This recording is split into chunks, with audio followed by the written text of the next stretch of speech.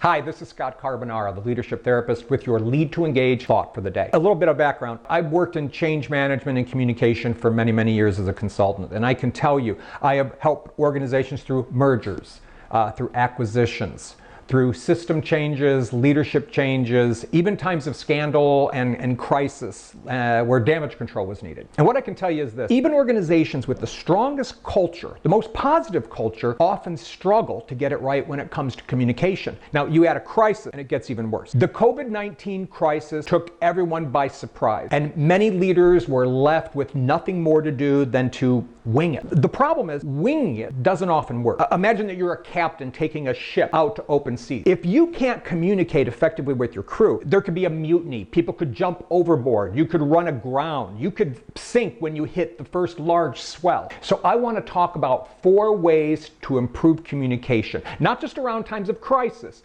but anytime your organization needs it. Number 1, communicate the facts. Most leaders do this naturally. It's tactical. It could be strategic, but they just communicate that we are here today, we're going here tomorrow. Stick with the facts.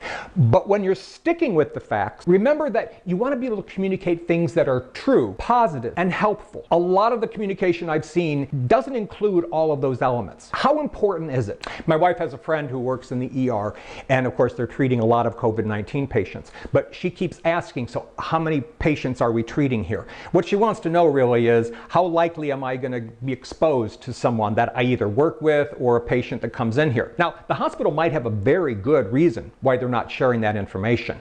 But you know what that does is that instills fear. If you can't communicate something, make sure you explain why you can't communicate. And if you don't have an answer for something that you should be able to communicate, then you should say, I will have the answer for that, and then tell them when. And then tell them how you'll communicate that answer. Number 2, anticipate people's fear and then practice empathy. A lot of leaders who are good at the tactical and the factual communication fall down when it comes to the emotional. They might treat their own emotions one way, but when it comes to empathizing with their employees, they fall a little bit short. The challenge with this crisis is, of course, it is emotional. You don't know who has it. You don't know if you're going to get it. You don't know if you're going to bring it home to your family. So if that's not emotional, what is? Here's what I mean by practice empathy. When my oldest daughter was about 3 years old, so this would have been about 20 years ago, I was homesick from work with allergies, seasonal allergies, and I just didn't go to work. When she got up and she came down the stairs and she saw me there, at first she was thrilled, and she ran and she gave me a hug and she sat in my lap and she said, "Yay, you're here!" And then she looked at me and she saw that my eyes were all puffy and she said, "Daddy, what's wrong? Why are you here?" And I said, "Well, honey, I'm not feeling well. I'm kind of sick, so I thought I would work from home today." And then she grabbed my face and she said, "Daddy, are you going to die?" We had just had a friend who had gotten sick and had passed away, so that was fresh on her mind. So what I said to her was, "Honey, yes, I am going to die. In fact, we're all going to die someday. See, our cells eventually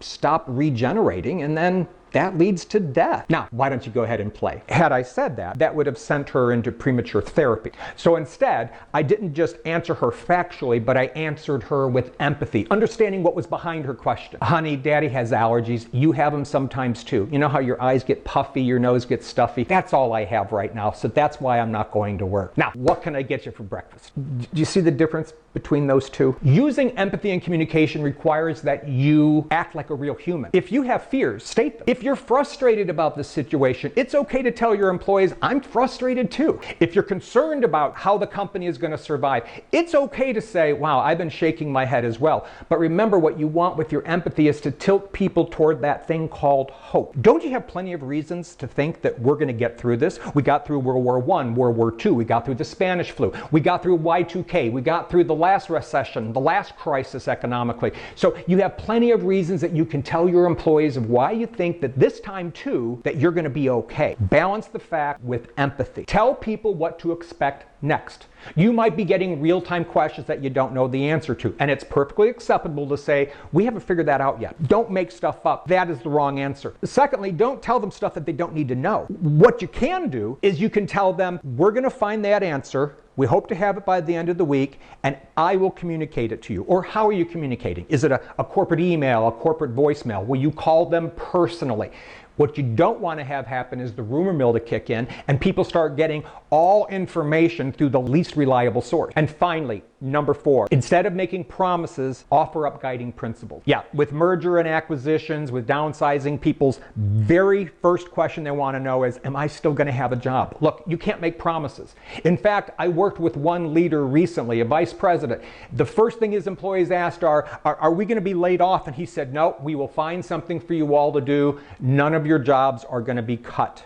No one is going to be laid off. Guess what? 2 weeks, before every one of those employees were laid off. Avoid promises. Instead, go with guiding principles. Guiding principles are things like this.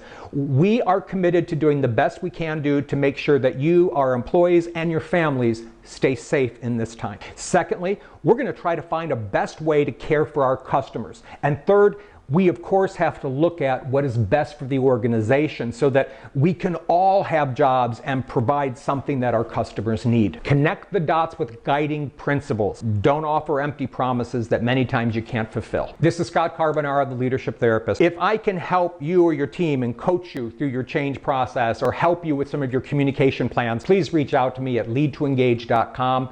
I'd be more than happy to help. Until next time, be safe.